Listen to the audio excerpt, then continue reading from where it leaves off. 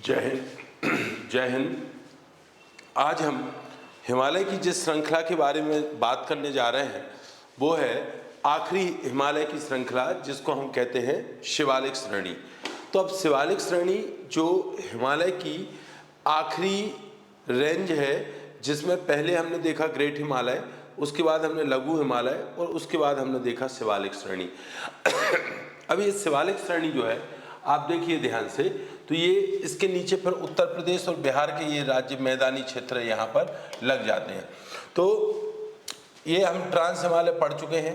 हमने trans Himalaya is not part of Himalaya. इसके बाद हमने ग्रेट हिमालय पढ़ा, इसके बाद हमने लेसर हिमालय पढ़ा और उसके बाद अब हम शिवालिक श्रेणी पढ़ रहे हैं। लघु हिमालय मतलब जो लेसर हिमालय है और शिवालिक श्रेणी है, इसके बीच में ये कुछ घास के मैदान आपको दिखाई दे रहे हैं, जहाँ पर कोणधारी वन भी मिलते हैं। इन्हीं कोणधारी वनों को धून या द्वार कहा जाता है। तो इनको आप जैसे देहरादून या फिर हरिद्वार, ये जो है ना, ये लघु हिमालय और शिवालिक के बीच वाले जो छोटे घास के मैदान और कोणधारी वन है। अभी अपन बात करते हैं शिवालिक की। यदि आप ध्यान से देखें तो भारत के संदर्भ में ये जो अंतिम श्रृंखला आती है आपकी, ये आती है, ये देखिए आप ध्यान से, ये वाली श्रृंखला आती है आपकी, ये देखिए, ये लास्ट वाली श्रृंखला है। तो आपको ये दिखाई दे रहा है पाकिस्तान से लेकर के ये पंजाब से होती हुई ये थोड़ा सा राजस्थान को टच करती है, फिर उत्तर प्रदेश में प्रवेश कर जाती है और यहाँ से ये फिर नेपाल में चली जाती है। नेपाल से फिर ये भूटान में होती हुई, नेपाल में जाती हुई, फिर भूटान से होती हुई और ये निकल जाती कहाँ पर, अरुणाचल प्रदेश में, और यहाँ तक चली जाती है। तो अपन ये पैरेलली देख रहे हैं कि ये बिल्कुल लास्ट श्रृंखला है और ये यहाँ से होकर के जा रही है ना। अब अपन यहाँ पर देखें कि इसकी जो लंबाई है वो बिल्कुल पैरेलली है, तो 2400 किलोमीटर इसकी लंबाई है और ऊंचाई 850 लेकर के 1200 मीटर की इसकी ऊंचाई है। 1250 लेकर के और 1200 मीटर, मतलब कहीं पर कम और कहीं पर 1200 है। तो ये एकदम उतनी हाइटेड नहीं है जितनी कि आपको दिखाई देती है, मतलब कि जो हिमालय को जिस तरह से हम देखते हैं। तो अभी अपन ने जो ऊंची श्रृंखलाएं पढ़ी थी वो 6100 मीटर एवरेज हाइट जा रही है, मतलब वो काफ़ी ऊंची है। यहाँ पर हम देखें कि ये काफ़ी नीची है। इवन आप जब हरिद्वार वगैरह जाते हैं तो आपको ऐसा लगता ही नहीं कि आप पहाड़ों में हैं, बल्कि वो जैसा यहाँ पर क्लाइमेट होता है अपना गर्मी वाला क्लाइमेट, तो उतनी ही गर्मी आपको वहाँ पर भी पड़ती दिखाई देती है।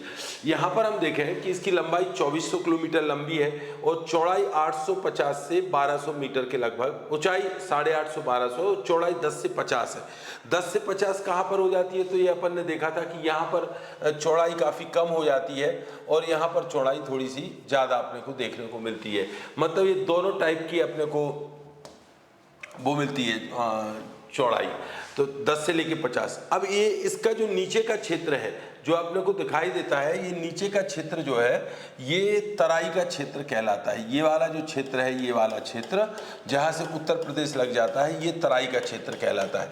तराई का क्षेत्र उसको कहते हैं जहाँ से नदियाँ पहाड़ों से उतर करके मैदानों में प्रवेश करती हैं, अपने साथ में जो सेडिमेंट्स लाती हैं उनको वहाँ पर डिपॉजिट कर देती हैं, अपने साथ जो अवसाद लाती हैं वो मैदानी क्षेत्र में, पर्वत पादीय क्षेत्रों में, पर्वत के चरणीय क्षेत्र में उनको डिपॉजिट कर देती है। उन्हीं को तराई क्षेत्र कहते हैं। यहाँ पर अनचाही, यहाँ पर बहुत ज़्यादा दलदलीय टाइप की मिट्टी होती है और कई टाइप का यहाँ पर वेजिटेशन हो जाता है, वनस्पति हो जाती है। तो अभी मैं आपको शिवालिक जिसको हम बाह्य हिमालय भी कहते हैं, इसका शिवालिक का अर्थ होता है शिव की जटाएं, है ना। और इसकी लंबाई 2400 किलोमीटर है, ऊंचाई 850 1200 है और चौड़ाई जो है ना 10 से 50 मीटर। ये तराई का क्षेत्र इसके नीचे लगता है, वो बता दिया। चट्टानें अगर अपन इसमें देखेंगे तो यहाँ पर बलुआ पत्थर और कांगलोमरेट की चट्टानें आपको मिलती है। कांगलोमरेट गोल गोल पत्थर होते हैं जो कि इससे बनते हैं, आपके अपरदन से, पानी जल के अपरदन से बनते हैं, कांगलोमरेट पत्थर मिलते हैं। एक बड़ी महत्वपूर्ण बात मैं आपको बताऊं जो कि काफ़ी महत्वपूर्ण भी है कि इसी शिवालिक श्रेणी से जो मानव का सबसे पुराना प्राचीन जीवाश्म मिलते हैं वो है रामापिथेकस, जिसे शिवापिथेकस भी कहा जाने लगा है। उसके जीवाश्म जो है वो शिवालिक श्रेणी से मिलते हैं, रामापिथेकस या शिवापिथेकस के मिलते हैं। यहाँ पर शिवालिक से 5 लाख से 1.25 लाख पूर्व के निम्न पाषाण काल, अच्छा जो पाषाण काल होता है निम्न पुरापाषाण काल, मतलब पुरापाषाण काल, मध्य पाषाण काल और नवपाषाण काल, 3 भागों में पाषाण काल को बांटा गया है, पत्थरों के युग को बांटा गया है। तो पाषाण काल में भी पुरापाषाण काल सबसे पुराना है और पुरापाषाण काल में भी निम्न पुरापाषाण काल सबसे पुराना है।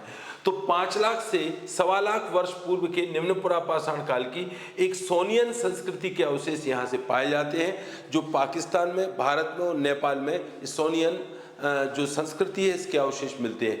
तो ये सोनियन संस्कृति का नाम कहाँ से आया? तो ये पाकिस्तान में एक सोन नदी है, उसके नाम पर इसका नाम सोनियन संस्कृति पड़ा है।